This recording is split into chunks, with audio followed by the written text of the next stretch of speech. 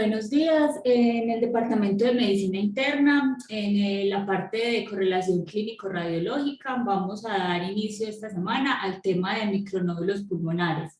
Mi nombre es Natalia Uribe, soy residente de Medicina Interna de primer año. Bueno, de antemano dar gracias a los asesores que contribuyeron a la realización y revisión de este tema, el doctor David Andrés Vélez Hurtado, la doctora Tatiana Suárez y al doctor Gustavo Gómez. En el orden del día, inicialmente vamos a compartir con ustedes unos casos clínicos. En conjunto con la doctora Tatiana se realizará la interpretación de las ayudas diagnósticas. Posterior a esto, revisaremos el marco teórico y finalmente, si contamos con tiempo, les compartiremos un caso misceláneo de interés. Bueno, el primer caso es un paciente masculino de 64 años, residente y natural de San Carlos, Córdoba. Él labora como agricultor con antecedente de herniorrafia umbilical y es fumador de 20 años paquete. Este paciente consulta por un cuadro clínico de 3 días de evolución consistente en brote en piel con lesiones tipo vesícula, pápula y costra, acompañado de prurito, fiebre subjetiva, malestar general, tos seca, rinorrea de hialina y disnea de medianos esfuerzos.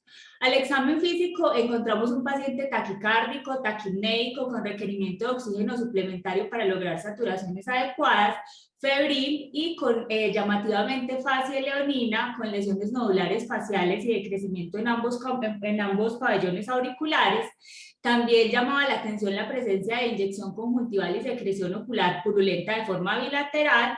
Tenía unos ruidos respiratorios disminuidos con una prolongación de la expiración y algunas sibilancias escasas a la auscultación. En la piel encontrábamos lesiones generalizadas en múltiples fases, vesículas, pápulas y costras. Bueno, entonces esta es la radiografía de tórax que se realiza en el servicio de urgencias al ingreso del paciente. Nos gustaría pues que la doctora Tatiana nos ayude con la interpretación. Buenos días. En la radiografía vemos placas calcificadas en la pared del arco aórtico y en el pulmón se insinúan unas opacidades reticulares de pronto que predominan en los lóbulos superiores. No se ven consolidaciones ni tampoco parece haber líquido pleural. Listo, profe. Y esta es la tomografía con la que se completó la radiografía inicial del paciente.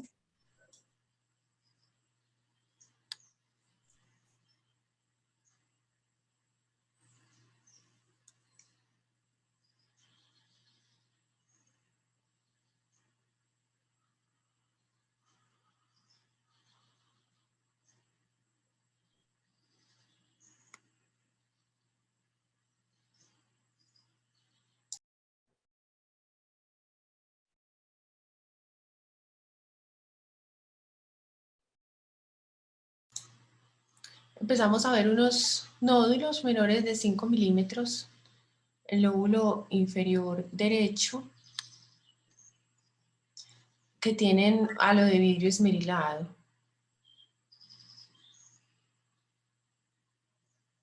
En el lóbulo inferior izquierdo también se ven algunos.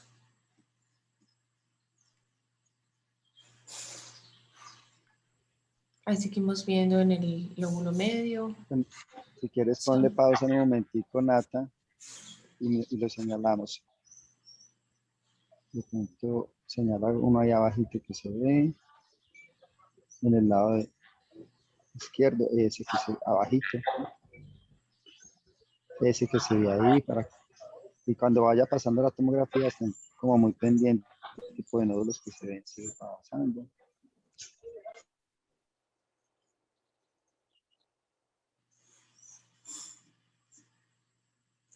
Son nódulos de distribución aleatoria.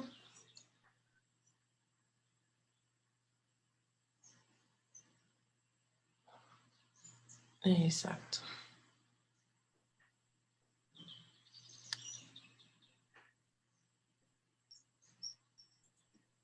Este paciente, las lesiones en piel eran compatibles con una varicela. Y entonces, como lo menciona muy bien la doctora Tatiana, en este paciente con las pues los hallazgos al examen físico, que eran muy sugestivos de una varicela, más las ayudas imaginológicas con las que contamos, que fue la radiografía de tórax, en la que se veía ese patrón reticular, más los hallazgos en la ATACAR, en los que, como ella nos mostró, vemos múltiples nódulos bilaterales, la mayoría describen menores de 5 milímetros, con distribución aleatoria, y ese hallazgo muy bonito del halo en vidrio esmerilado, se llegó a la conclusión de que el paciente tenía una varicela. Se descartó obviamente que estuviera cursando asociado a un VIH, queda con diagnóstico de neumonitis por virus de varicela zoster, y con los hallazgos también que les mencioné que se identificaron al ingreso en el examen físico, el servicio de dermatología en conjunto con medicina interna también diagnosticó una lepra lepromatosa. Este paciente evolucionó de forma favorable, estuvo hospitalizado en la institución durante 7 días y recibió aciclovir 800 miligramos cada 8 horas. Entonces, en este caso, empezamos con un caso de micronódulos con patrón aleatorio, llegando pues a la asociación con varicela. Este tema lo trataremos más adelante. Profe, profe Tatiana, con relación al caso, ¿qué otras infecciones virales pueden dar micronódulos? Porque, por ejemplo, en el COVID, obviamente, este patrón de presentación no lo hemos visto, pero no sé si citomegalovirus también puede dar micronódulos. ¿Qué nos puede contar, profe? Los micronódulos son muy de la varicela. Los otros virus, el citomegalovirus también hace opacidades en vidrio esmerilado o nódulos, pero más grandes.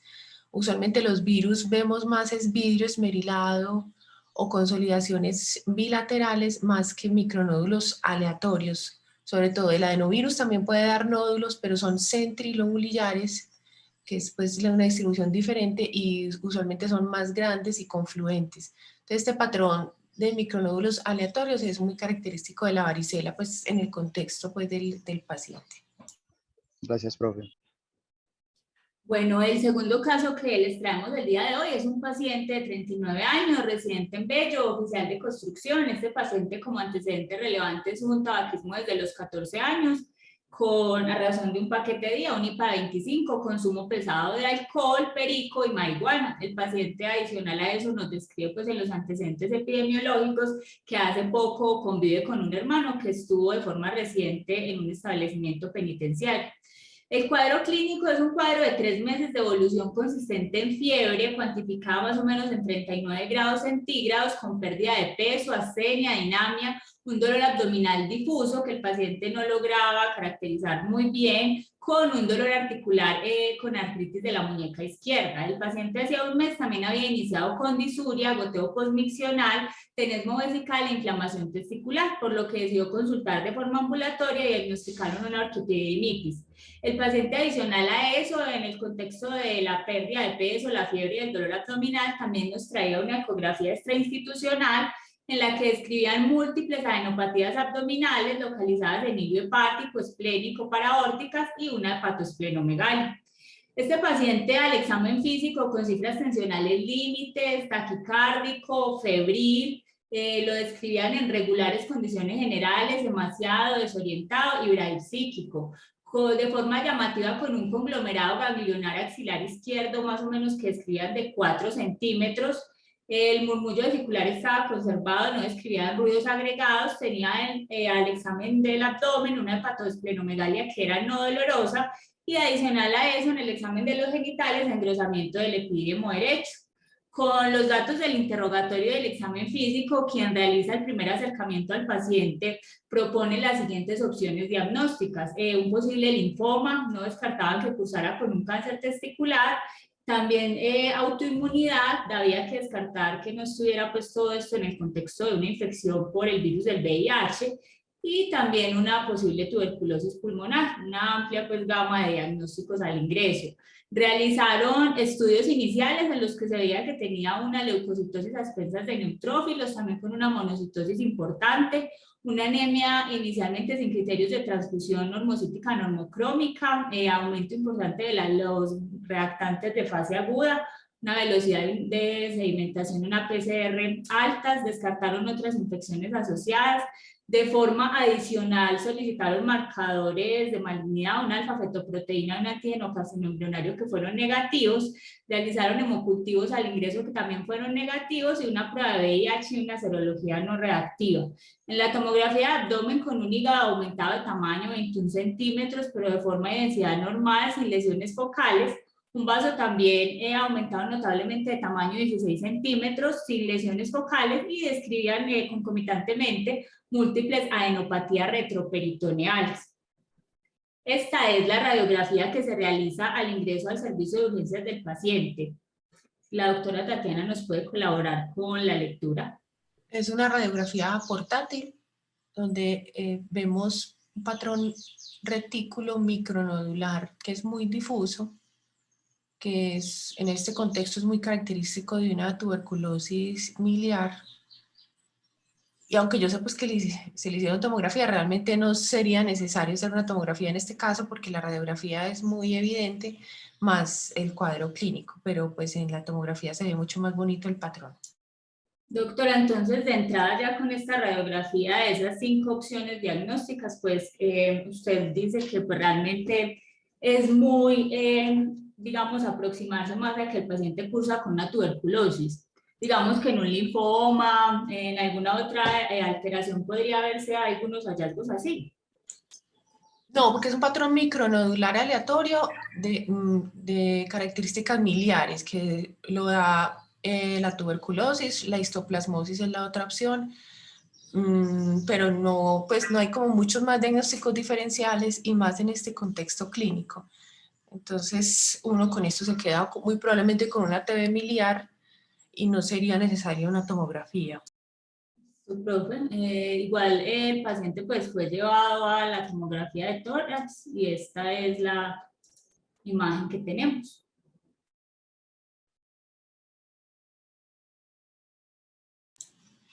Empezamos a ver los micronódulos múltiples de distribución aleatoria que compromete pues, prácticamente todos los segmentos del pulmón. Y esta distribución miliar se relaciona con la diseminación hematógena más que broncógena de la tuberculosis y es característica en pacientes inmunosuprimidos con tuberculosis diseminada, como es el caso de este señor. Está lleno. Está como muy pixelada la imagen, se ve un poquito borrosa, pero sí, pues se ven los micronódulos que son pues son múltiples en todos los segmentos.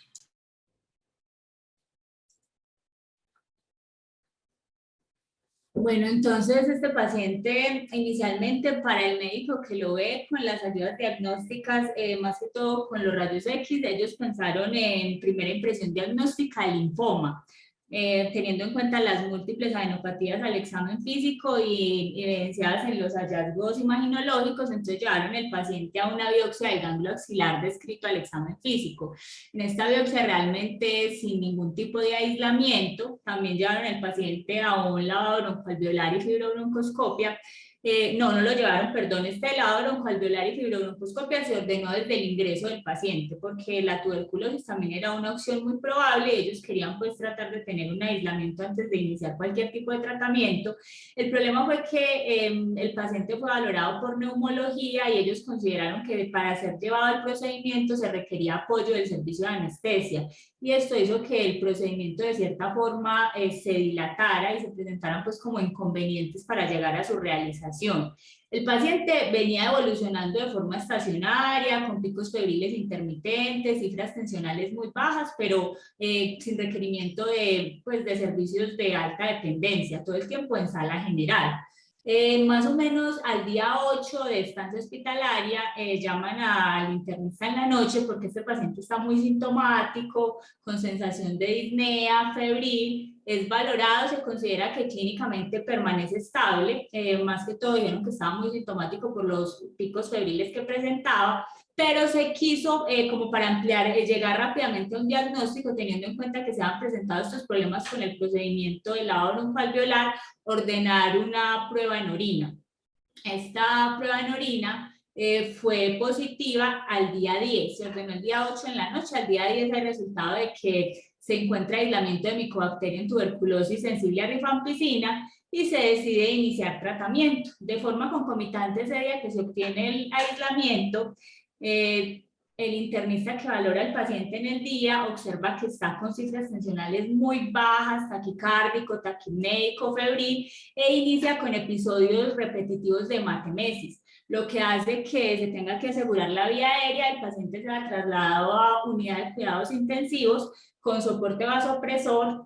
Lastimosamente, al día 11, la evolución no fue favorable, el paciente falleció y pues en la historia de este momento se considera que presentó una septicemia de Landowski. Entonces, básicamente, pues una historia con un desenlace desafortunado, en la que tal vez sería importante pues resaltar que esta prueba en orina tuvo, fue la que realmente hizo el aislamiento y que tal vez desde el ingreso las imágenes nos guiaban, como nos menciona la doctora, a un patrón micronodular aleatorio, con una importante diseminación, pues que sugiere diseminación hematógena y una tuberculosis miliar. Sí, un caso muy interesante y lo que dice la doctora Tatiana fue muy claro. Yo quería preguntarle de pronto al servicio de medicina interna si alguien quiere hablar y tú, Natalia, es la única que puedes habilitar el micrófono. Si a veces nosotros como internistas y como clínicos pensamos que si un paciente tiene unas adenopatías como este paciente que tenía un conglomerado ganglionar, ¿será que lo que tiene es una enfermedad de base y esa enfermedad de base lo inmunosuprimió y eso es lo que está causando entonces la tuberculosis? Puede que el internista del ingreso haya pensado de esa forma. Y la pregunta que yo me hago, aunque yo no conocí al paciente, es que estamos obligados a hacerle, ya después de haber diagnosticado la tuberculosis, digamos que el lavado se hubiera hecho rápido, estamos obligados de todas formas a biopsiar ese ganglio para descartar una enfermedad de base que haya sido la causa de la inmunosupresión de la TB, aunque uno de lejos pensaría que la conglomerado ganglionar también es por la tuberculosis. Entonces, ¿hasta qué punto ser estricto con eso? Incluso yo me acuerdo mucho un paciente que tenía unos abscesos esplénicos, se le documentó TB, pero siempre quedó la duda de si tenía un linfoma y hablábamos con Robert de que era mejor esperar en el tiempo qué pasaba con ese paciente. No sé qué piensan en relación a eso. Entonces, si alguien quiere alzar la mano, si no podemos seguir entonces.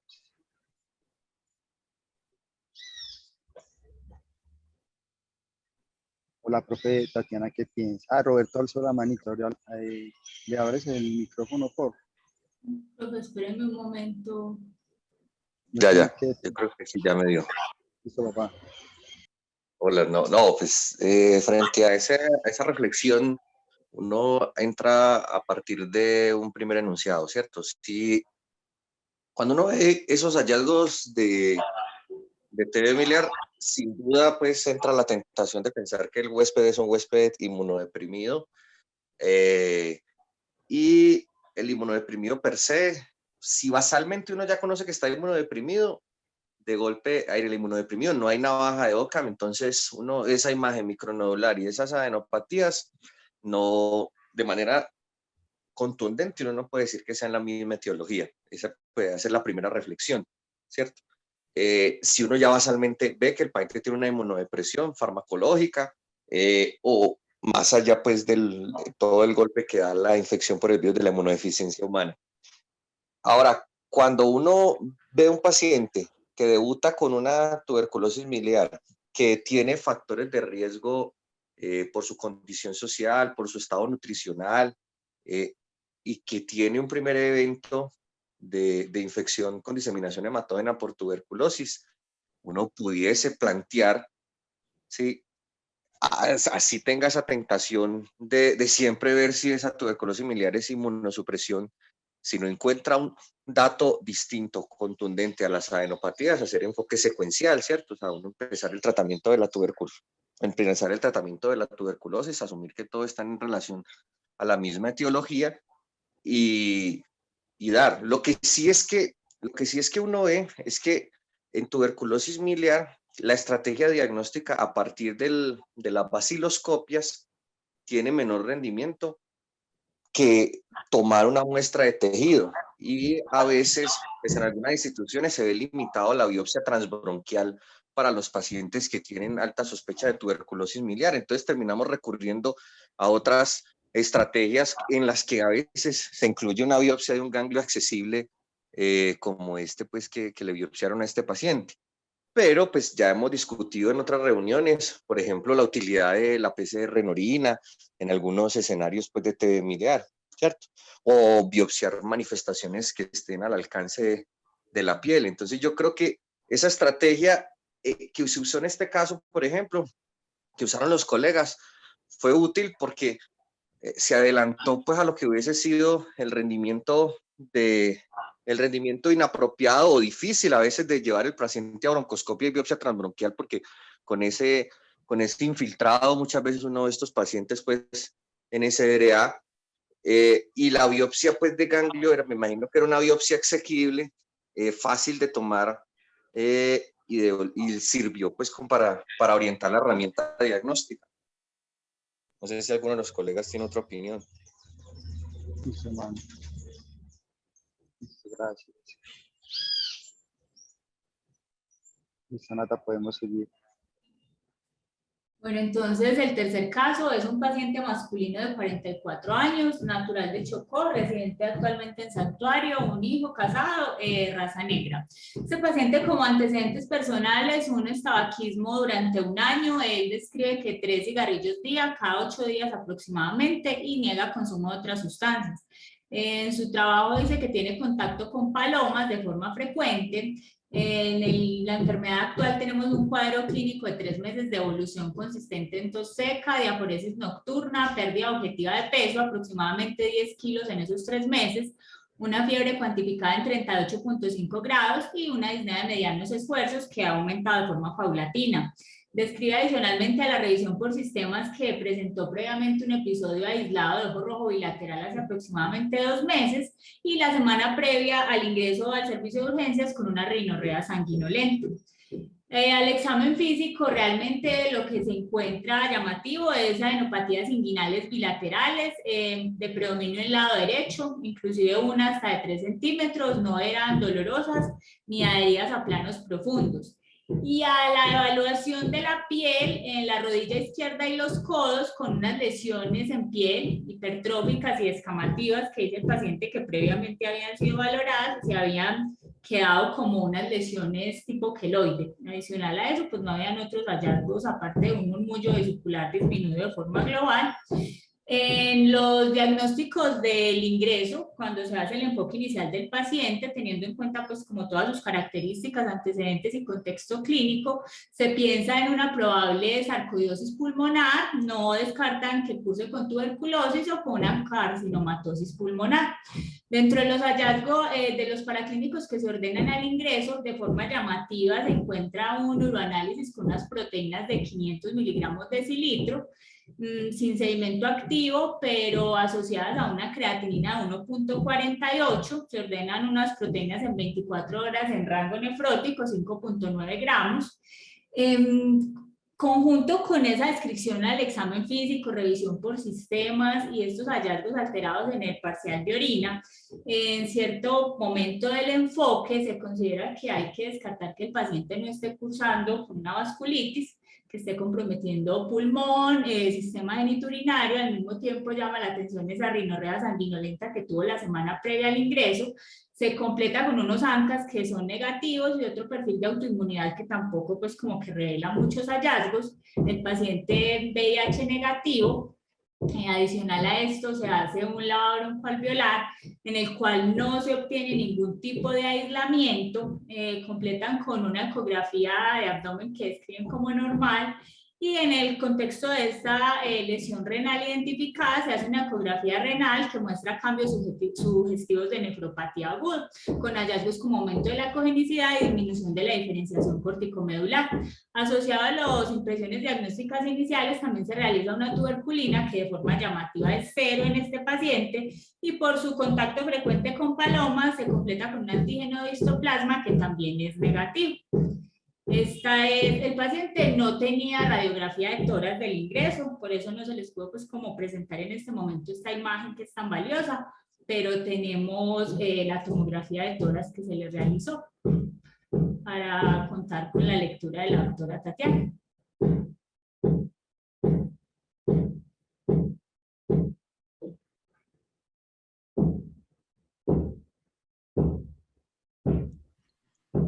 El parénquima pulmonar, empezamos a ver áreas de distorsión de parénquima en los lóbulos superiores con consolidaciones irregulares, mayor en el lado derecho.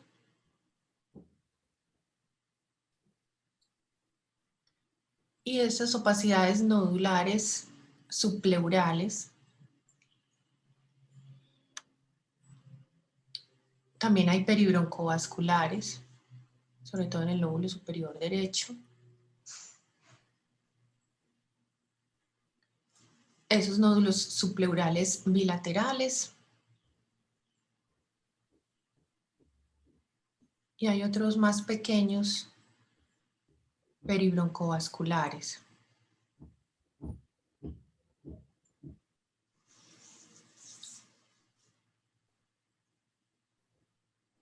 Ahí vemos más nódulos, que en este caso la distribución es perilinfática cuando vemos que están pegados a la pleura, y peribroncovasculares es una distribución más perilinfática, y eso disminuye los diagnósticos diferenciales. También hay un predominio de los lóbulos superiores y tiene adenomegalias en mediastino, en la región subcarinal y en los cilios pulmonares. Vemos que en los lóbulos inferiores no hay tanto compromiso, es muy de lóbulos superiores. Entonces, con todos estos hallazgos, nódulos y consolidaciones peribroncovasculares y subpleurales, es decir, de distribución perilinfática, que predominan en lóbulos superiores, más de las adenomegalias, las posibilidades diagnósticas son la sarcoidosis, y más en un paciente con raza negra.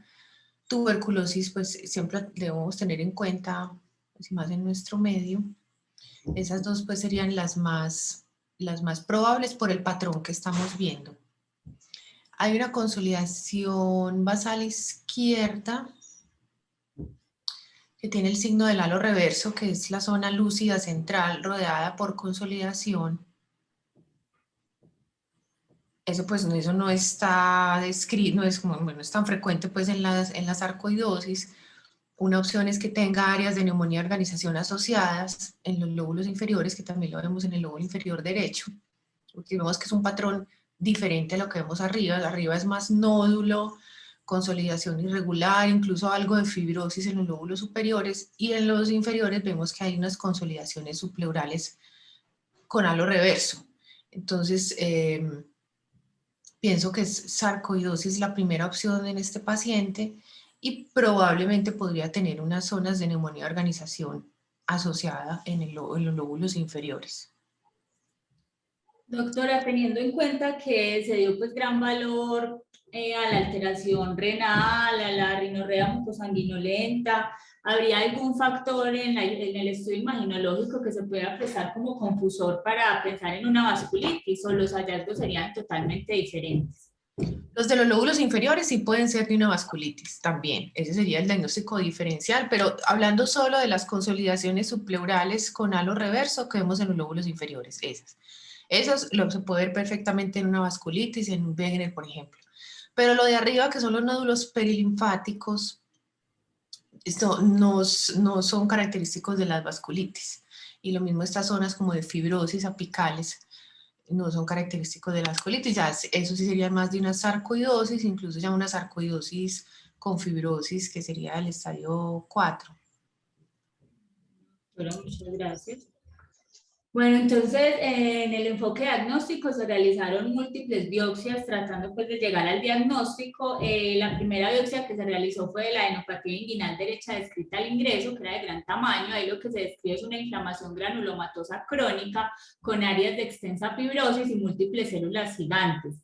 La biopsia de bronquio con una metaplasia escamosa de inflamación crónica inespecífica. En la biopsia renal se concluyó que el paciente cursaba con una glomerulosclerosis focal y segmentaria y con un daño tubular agudo.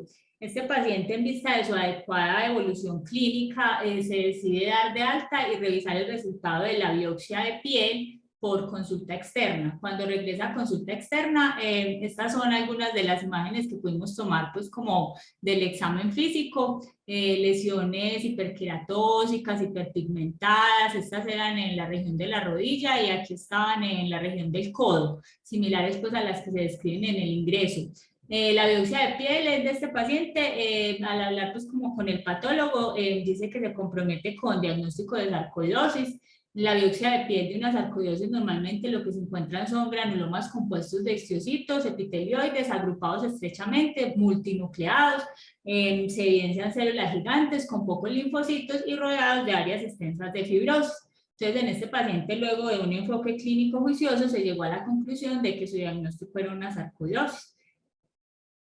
El cuarto caso clínico es un paciente masculino de 83 años, residente en Santa Rosa de Osos. Este paciente es pensionado, describe que toda su vida, más o menos unos 50 años, trabajó en construcción de carreteras. Él, como antecedentes personales, tiene una enfermedad pulmonar obstructiva crónica oxígeno requiriente, sin ninguna estadificación espirométrica, hipertensión arterial, dislipidemia, fue fumador durante 30 años de 2 paquetes al día. Y ahora consulta, él viene remitido de Santa Rosa de Osos por un cuadro clínico de 3 días de evolución consistente en disnea de medianos esfuerzos, tos seca con expectoración amarillenta y un dolor de tipo pleurítico. Paciente al examen físico con requerimiento de oxígeno a bajo flujo para lograr saturación adecuada, unos pulmones con un murmullo vesicular disminuido, de forma global con sibilancias y estertores bilaterales sin otros hallazgos relevantes. En este paciente, de forma inicial, llegó más o menos en el momento de toda la, pues de la explosión de la pandemia. Entonces, además de pensar en que estaba con una exacerbación de su EPOC antonicen 1, se sospechó que podría estar también cursando con una infección por COVID-19 y asociado al dolor pleurítico, la disnea de aparición súbita, pues tampoco parecía descabellado pensar en que cursara con un tromboembolismo pulmonar. En los paraclínicos de ingresos con una linfopenia, un dímero D elevado, adicional a eso el antígeno y la PCR para COVID fueron negativas. Entonces, en el enfoque inicial del paciente, además de iniciar pues como el manejo pensando en la exacerbación de la EPOC, se completó el estudio con una angiotap y con una placa de toras. Esta es la placa de toras del ingreso. Nos gustaría pues que la doctora Tatiana nos colabore con la lectura. Encontramos pérdida de volumen en los lóbulos superiores con cambios fibróticos. También hay un patrón reticular, retículo nodular, que predomina también en los lóbulos. Vemos que hay retracción de los cilios pulmonares por esa pérdida de volumen de los lóbulos superiores, calcificaciones en el arco aórtico.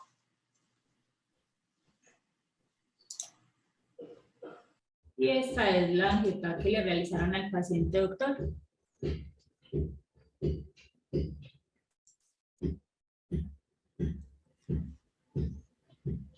Esta es la ventana de pulmón. Entonces pues no vamos a ver, pues si aquí pues no vamos a ver si tiene embolia pulmonar o no, pero me imagino pues que no tenía. Tenemos algunas áreas de enfisema centrilobulillar.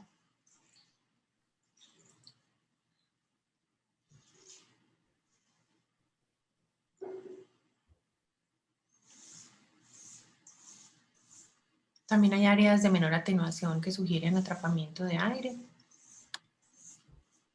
Aunque eso pues se corrobora con una fase expiratoria.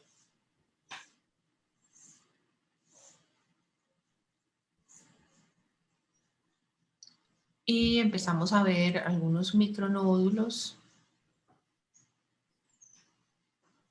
Más arriba se ven más.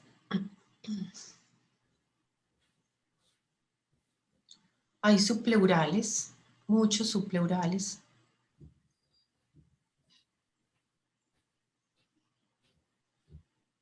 Se ve como arrosariada esa pleura y son por los múltiples micronódulos subpleurales. También hay peribroncovasculares, pericisurales, y si vemos la cisura mayor derecha también hay nodulitos que se le pegan a esa cisura. O sea que también tenemos unos nódulos de distribución perilinfática. En los segmentos superiores de los lóbulos inferiores vemos que hay áreas de distorsión de parénquima con esas consolidaciones irregulares por fibrosis.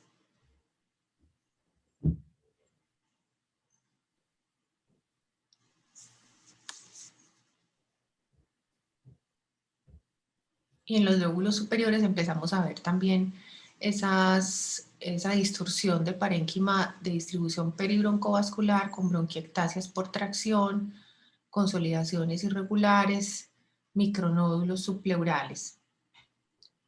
También predominan los lóbulos superiores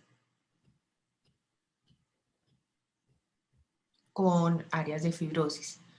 Predominan lóbulos superiores con nódulos perilinfáticos y fibrosis. Los dos diagnósticos más probables son también sarcoidosis y la otra es la silicosis, que en este caso con el antecedente, y cuando uno está sospechando silicosis por la imagen, pues debe indagar por el antecedente exposicional que este paciente lo tiene. Ya sería una silicosis con fibrosis masiva progresiva, una silicosis complicada. Eso quiere decir que hubo una exposición bastante prolongada al sílice. Si quieres volver otra vez a mostrar esa fibrosis con esas pseudomasas en los lóbulos superiores, que es lo que se describe en la silicosis, las pseudomasas por fibrosis masiva progresiva. Y en estos pacientes pues siempre hay que mirar si hay cavitaciones o nódulos diferentes a los perilinfáticos, porque pueden tener una tuberculosis asociada. Pero en este caso pues no veo cavitaciones.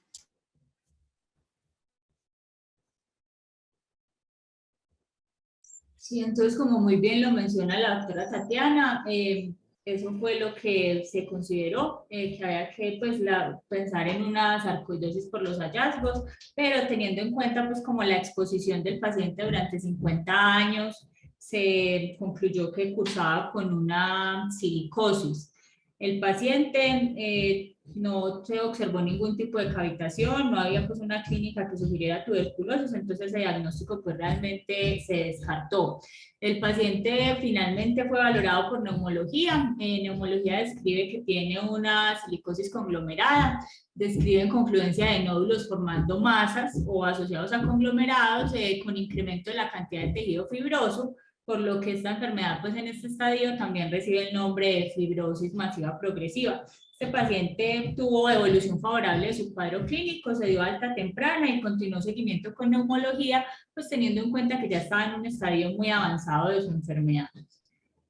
Bueno, entonces, luego de haber compartido estos 4 casos clínicos, vamos a traer pues el marco teórico en micronódulos pulmonares.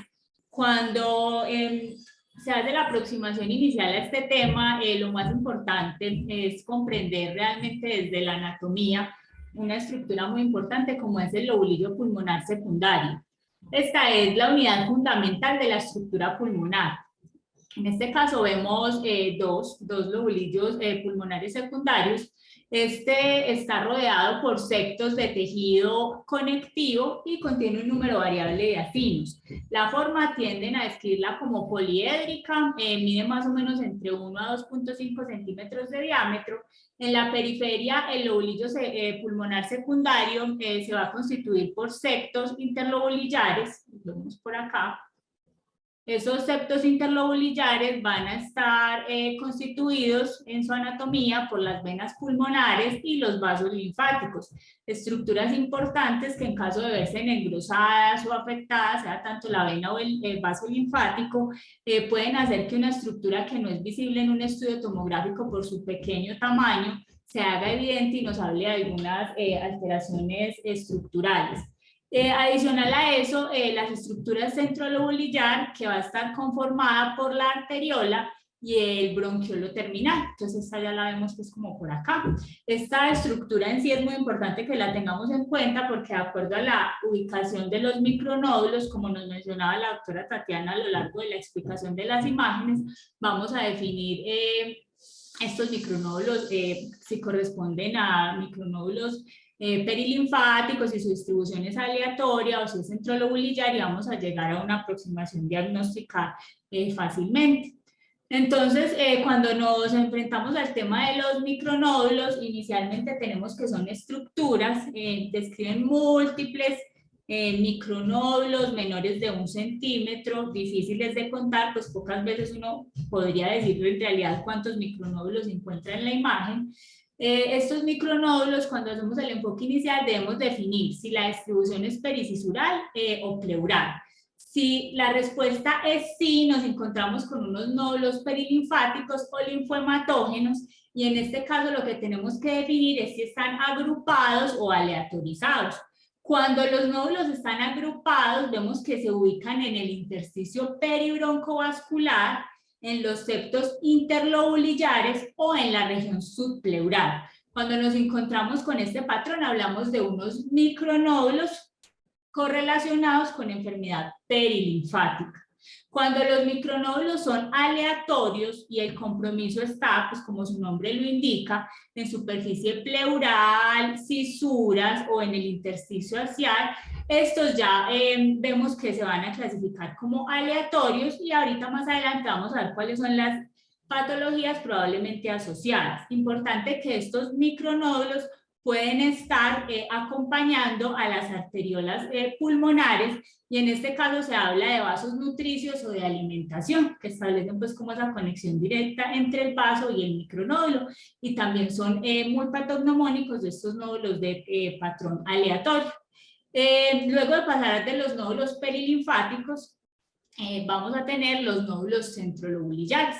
Estos, como su nombre lo indican, van a estar ubicados en el centro del lobulillo pulmonar secundario, y de forma característica van a respetar el espacio pleural y las fisuras. Entonces vemos que están distribuidos en toda la parte centrolobulillar, pero no tocan ni el septo interlobulillar ni tampoco la parte subpleural. Entonces eso es algo que hay que tener en cuenta para hablar de ese patrón de distribución micronodular centrolobulillar. En estas imágenes pues realmente uno logra ver de forma muy adecuada cuál sería esa distribución y empezar pues como a familiarizarnos con la distribución de los micronódulos. Entonces vamos a ver, a hablar del primer patrón. En este patrón, como les mencionaba, los nódulos perilinfáticos o linfohematógenos que van a estar agrupados van a comprometer, como ya les mencioné, la parte peribroncovascular, los septos intralobulillares y la parte subpleural, y van a corresponder a enfermedad perilinfática. Las enfermedades, digamos, como bandera, las que siempre hay que tener en cuenta cuando usted se encuentre con estos micronódulos de distribución perilinfática, son la sarcoidosis, la silicosis, la neumoconiosis de los trabajadores del carbón y la carcinomatosis linfangítica. En los casos previos, pues ya tuvimos aproximación a 2 de ellas, y vamos a hacer énfasis en una tercera adicional. Entonces, recordemos, distribución peribroncovascular, ubicación también en los septos interlobulillares y en la región subpleural. Cuando usted se familiariza con la estructura del lobulillo pulmonar secundario, sus componentes, y ve que sus micronódulos están ubicados en esta región, probablemente se encuentra pues como con unos micronódulos de distribución perilinfática y se va a guiar mucho más fácil en el diagnóstico. Por eso desde la aparición del ATACAR, enfocar este tema se ha hecho pues como mucho más fácil y pues hace que nos podamos aproximar de una forma más adecuada. Entonces, una de las enfermedades enfermedades que vimos en los casos clínicos, la sarcoidosis, tenemos que los síntomas respiratorios en esta enfermedad se van a encontrar más o menos en el 30-53% de los pacientes al momento del diagnóstico. Los nódulos que se van a observar van a comprometer de forma predominante el lóbulo superior, como vimos en nuestro paciente, esta era la zona más comprometida. Vamos a tener micronódulos agrupados, más o menos de 2 a 5 milímetros, estos van a estar ubicados de forma importante en el intersticio peribroncovascular, subpleural y en una menor frecuencia en los septos interlobulillares. La distribución más típica va a ser perilinfática. Algunos signos importantes que hay que tener en cuenta y que han mostrado pues como gran rendimiento al momento del diagnóstico, el signo de Garland, que corresponde a adenopatía paratraqueal derecha, iliar derecha e iliar izquierda, es típico y hay que tenerlo en cuenta en sarcoidosis, siempre que damos esto hay que sospecharla. Un nuevo signo que describen y es el racimo de perlas negras, en el que se observan nodulillos hipodensos de 1 a 2 milímetros de distribución uniforme dentro de un ganglio linfático que va a representar, lo que va a decir es que hay un granuloma no caseificante intraganglionar y vamos a tener un valor predictivo negativo y positivo de 96 y 91%. O sea, es una imagen que encontrarla va a tener alto rendimiento para aproximarnos a confirmar o descartar este diagnóstico. Y el signo de la galaxia, que aunque no lo encontramos siempre, es típico de la enfermedad, que va a consistir en un nódulo grande, generalmente de límites irregulares, rodeado por bordes muy diminutos de nódulos satélites. Entonces son hallazgos que hay que tener en cuenta y que de encontrarlos probablemente vamos a estar frente a una sarcoidosis. En la silicosis, vamos a encontrar múltiples micronódulos, esos van a ser bien delimitados, su diámetro también es entre 2 y 5 milímetros, estos van a predominar en lóbulos superiores, pero sobre todo en los segmentos posteriores y apicales y en los segmentos apicales también de los lóbulos inferiores. Adicional a esto van a tener una distribución que es simétrica y podemos encontrar algunos que van a estar calcificados. Se van a localizar frecuentemente en la región centrolobulillar, va a ser pues su localización más frecuente, aunque también los podemos encontrar subpleurales y de una forma menos frecuente con una distribución perilinfática de predominio en septos interlobulillares. Cuando nos encontramos con una enfermedad crónica, va a ser importante hallazgos como las adenopatías ciliares y mediastínicas, que en este caso suelen estar calcificados, sobre todo en la parte de la periferia, y es el hallazgo conocido como calcificación en cáscara de huevo. Aquí lo vemos, cómo se ve esa calcificación periférica en esas adenopatías pues, que encontramos en esta enfermedad. Entonces es un hallazgo que de encontrarlo va a ser, digamos que patognomónico de la enfermedad. Este no lo tuvimos pues como para traérselos, no encontramos pues como un caso para presentarles, pero es muy importante tenerlo en cuenta y es la carcinomatosis linfanquítica. Esta corresponde a una infiltración difusa de los vasos linfáticos pulmonares por células neoplásicas, van a estar asociadas en alrededor del 6 al 8% de las metástasis pulmonares causadas por carcinomatosis linfanquítica. El 80%, es importante tenerlo en cuenta, va a estar explicado por adenocarcinomas y las localizaciones más frecuentes de los tumores van a ser mama en un 33%, seguido por estómago, pulmón, páncreas y en último lugar pues la próstata con un 3%. Son unos nódulos perilinfáticos bien definidos y que, como les mencionaba, pueden estar asociados con unos vasos nutricios. Estos van a tener como patrón caracterizador para diferenciarlo de las enfermedades mencionadas previamente, que los septos interlobulillares van a estar muy engrosados. Generalmente van a ser asimétricos y por la vascularización van a tender a involucrar los lóbulos inferiores y generalmente van a estar asociados con adenopatías y derrame pleural. La triada clásica radiológica para pensar en esta enfermedad, aparte del engrosamiento ya descrito, son las líneas de Kerley, las adenomegalias mediastinales y el derrame pleural. Entonces es un hallazgo que hay que tener en cuenta y que es importante cuando nos referimos a la enfermedad perilinfática, cuando encontramos esos micronódulos perilinfáticos y hay que hacer el diagnóstico diferencial con otras enfermedades. Bueno, continuamos entonces con los nódulos perilinfáticos, pero ahora de distribución aleatoria. Previamente hablamos de los agrupados, ahora nos encontramos con los aleatorios que, como mencionamos, van a comprometer superficie pleural, cisural y el intersticio axial. Estos pueden estar acompañados de cavitación, signo del halo, su distribución va a ser predominantemente en bases y estos van a estar acompañados, como les mencioné, en la mayoría de veces de esos vasos de alimentación o vasos nutricios. Aquí nos encontramos ya con la enfermedad linfohematógena. Los principales enfermedades que van a encontrarse con estos micronódulos en esta distribución aleatoria son las metástasis. Aquí se menciona riñón, cabeza y cuello, el cáncer de tiroides y el testículo. Y el caso que les trajimos al día de hoy, que fue la infección miliar, en este caso pues por una tuberculosis. También podemos tener compromiso fúngico o viral, como vimos también en el caso de la varicela que presentó el paciente del primer caso. Entonces aquí recordamos que esos nódulos van a tener ya pues como más una distribución aleatoria y que van a estar en gran cantidad de ocasiones acompañados de esos vasos nutricios o vasos de alimentación que van a ser un hallazgo que nos va a sugerir pues que nos encontramos frente al micronódulo aleatorio y que nos va a hacer pensar pues como en las patologías que les mencioné previamente. Entonces, en el caso de tuberculosis miliar, tenemos la mayoría de veces micronódulos menores de 2 milímetros, o sea, muy pequeños, que se distribuyen de forma aleatoria, estos en torno al lobulillo secundario y se esparcen de manera uniforme en todo el pulmón. Van a estar asociados a reticulación difusa. Algunos mencionan que la apariencia que da es de tormenta de nieve. Podemos encontrar engrosamiento del tabique interlobulillar, que parece ser causado por necrosis de caseificación en el alvéolo, y tener en cuenta que las enfermedades nodulares que se diseminan en el organismo a través del torrente sanguíneo, como las metástasis, las enfermedades granulomatosas miliares, en este caso tuberculosis e histoplasmosis, tienen este patrón característico de distribución. Y encontrar esta imagen es altamente sugestivo, pues de que nos encontramos con estas enfermedades y nos pueden ayudar de gran forma en el enfoque inicial del paciente.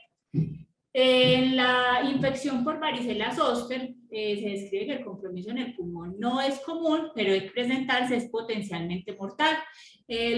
Cuando encontremos este hallazgo, tenemos que pensar que la población más comprometida en la edad adulta son aquellos inmunosuprimidos, mujeres en estado de gestación o aquellos que tienen una enfermedad pulmonar estructural de base. En este caso explican que los pacientes que tienen el antecedente de tabaquismo, como era el paciente de nuestro caso, tienen una disminución de la activación de los macrófagos alveolares y esto puede pues predisponerlos a que hagan el compromiso pulmonar. En las características de las imágenes del tórax, lo que se describe clásicamente es una neumonitis nodular con compromiso intersticial. Estos van a ser nódulos de 5 a 10 milímetros de diámetro de distribución aleatoria, van a tener un halo de atenuación circundante, un patrón en vidrio deslustrado, un hallazgo muy bonito, el que vimos inicialmente en la placa que nos mostró la doctora Tatiana en el paciente que tenía la varicela. Siempre hay que buscarlo y la mayoría de veces va a estar presente. Hay que tener en cuenta que en casos de infección leve se puede dar una formación de un granuloma pulmonar y cuando ya la infección está resuelta podemos encontrar micronódulos calcificados, estos más o menos de 1 a 3 milímetros. Bueno, entonces cuando tenemos los nódulos ya hablamos de aquellos con distribución perilinfática que podrían ser agrupados o aleatorios y tuvimos los respectivos ejemplos. Ahora vamos a hablar de aquellos con distribución centrolobulillar que están distribuidos en toda la parte pues, central de la estructura, pero respetan los septos interlobulillares y la parte subpleural. Entonces aquí vamos a tener dos grupos, sin imagen en árbol de gemación o con imagen en árbol de gemación. Entonces vamos a empezar con aquellos que se acompañan de no árbol de gemación, que tienen más opacidades en vidrio esmerilado, que pueden estar rechazadas de la superficie pleural o cisural, y aquí en el algoritmo se habla de una enfermedad bronquiolar o peribronquial difusa. La principal enfermedad que vamos a encontrar en este grupo de micronódulos es la neumonitis por hipersensibilidad subaguda. Otras que podemos encontrar son la bronquiolitis respiratoria, la neumonitis intersticial linfocítica, la histocitosis de células de Langerhans o calcificación metastática del paciente con enfermedad renal avanzada. Entonces recordemos, distribuidos en toda la parte como centrolobulillar, todo el centro, pero respetando los septos interlobulillares y respetando la parte subpleural. Entonces estas dos estructuras van a estar respetadas y van a estar más como en la parte central. Tenemos, tampoco traemos caso, pero queremos hacer énfasis en esta enfermedad, que es como la principal que hay que pensar siempre que nos encontramos con este patrón, y es la neumonitis por hipersensibilidad. Esta va a ser un síndrome respiratorio que afecta al parénquima pulmonar, específicamente a los alvéolos, bronquiolos, y el intersticio alveolar. Esta se va a dar debido a una reacción alérgica retardada. Lo que vamos a encontrar son opacidades bilaterales en vidrio esmerilado. Esto va a reflejar una neumonitis intersticial linfocítica difusa. También vamos a tener micronódulos centrolobulillares, pero muy mal definidos, que pueden ser causados por bronquiolitis celular o áreas focales de neumonía organizada. Y las áreas lobulillares de atenuación disminuida y atrapamiento de aire secundario a la obstrucción de la vía aérea pequeña, que puede ser por bronquiolitis celular o con menor frecuencia bronquiolitis constrictiva. Como vemos en la imagen, múltiples micronódulos centrolobulillares, pero muy mal definidos. Entonces ahí debemos pensar en neumonitis por hipersensibilidad. No sé, doctor David, si terminar aquí o hablar del último caso. No, muy bien, Natalia. Yo pienso que puedes mostrar la tomografía del último caso, donde queremos preguntar a la profe Tatiana, ya que hacemos cuando encontramos micronódulos acompañados de árbol en gemación, y sobre todo este caso clínico, si quieres ver poniendo la tomografía, este caso clínico que realmente todos los estudios de lavado broncoalveolar fueron negativos. Nos cuentas el caso cortico mientras muestra la tomografía y que nos diga la profe qué apreciación nos da con un caso como ese, qué diagnósticos diferenciales considerar, y estamos ya con este caso que todo salió negativo. Es un caso. Este es un paciente de 56 años, residente en un hotel en Manrique, con consumo importante de sustancias, con un cuadro clínico de 2 años de evolución de una disnea que fue progresando paulatinamente a pequeños esfuerzos en la última semana. Y el paciente ingresa al servicio de urgencia requiriendo máscara de no reinhalación con marcado trabajo respiratorio. También llegó en pandemia, entonces se descartó infección por COVID, se realizaron los demás estudios, se llevó a un lado broncoalveolar, no hubo ningún tipo de aislamiento. Esta es la radiografía de ingreso para que la doctora Tatiana nos ayude con la lectura. Lo que vemos es un patrón reticular bilateral. Me parece que tiene más predominio de lóbulos inferiores y de pronto micronódulos. Y esta es la tomografía.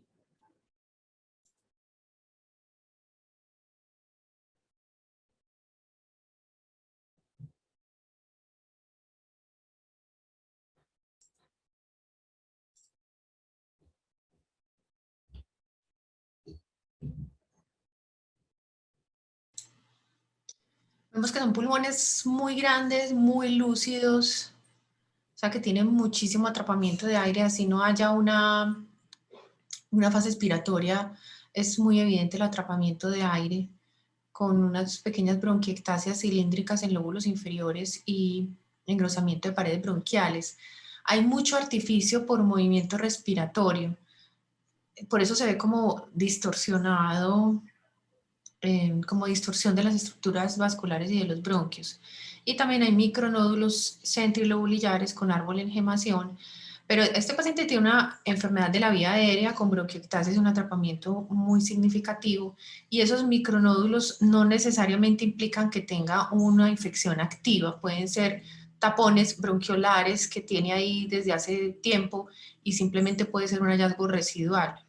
Obviamente pues hay que descartar tuberculosis como primera opción en este paciente, pero si se descartó, esos micronódulos pueden ser simplemente residuales por tapones pues, o por infecciones previas o por secreciones mucosas impactadas que se quedan allí y que los vamos a seguir viendo muy probablemente.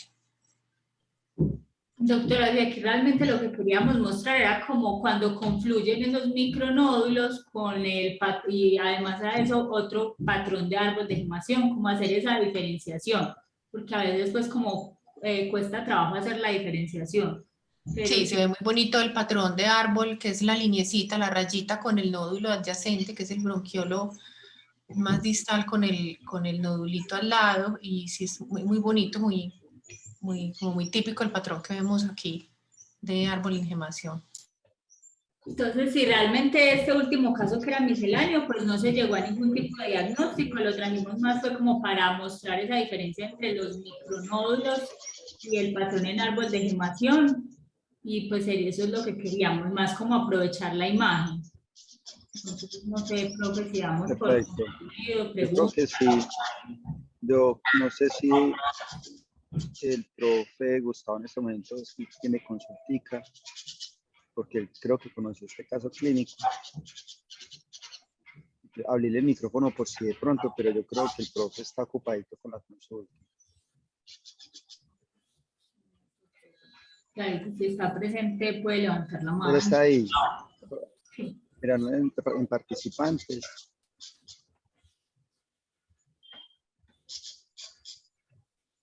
Pero no, yo creo que el profe debe estar ocupadito. Listo, no, perfecto. Yo te agradezco mucho, Natalia, porque la logística detrás de la reunión es interesante. Pues el trabajo que hacen los residentes es muy bueno. Y tratar de colocar la tomografía, que la doctora Tatiana está hablando de los hallazgos y que tú, que eres la que puedes mover el cursor, nos haya señalado también las estructuras. Yo eso lo resalto mucho el día de hoy. Y en la exposición, el marco teórico estuvo muy bueno. Entonces yo la verdad te felicito por el trabajo que hiciste, porque vuelvo a decirlo, detrás de esto hay una logística muy importante para que podamos mostrar una tomografía de pacientes en vivo, de pacientes reales, y que sean casos ejemplares del tema que queremos llevar. Y obviamente, como siempre, le agradecemos mucho a la profe Tatiana por acompañarnos, porque sin ella también la reunión sería imposible. Muchas gracias. Sí, doctor, en especial agradecerle mucho a la doctora Tatiana, porque como usted dice, sin su presencia no hubiésemos podido aprovechar las imágenes y no habríamos hecho la aproximación adecuada. No sé si alguien más tenga preguntas, quieran participar. Sí, está muy bien. Muchas gracias. Gracias, profe. Muchas gracias.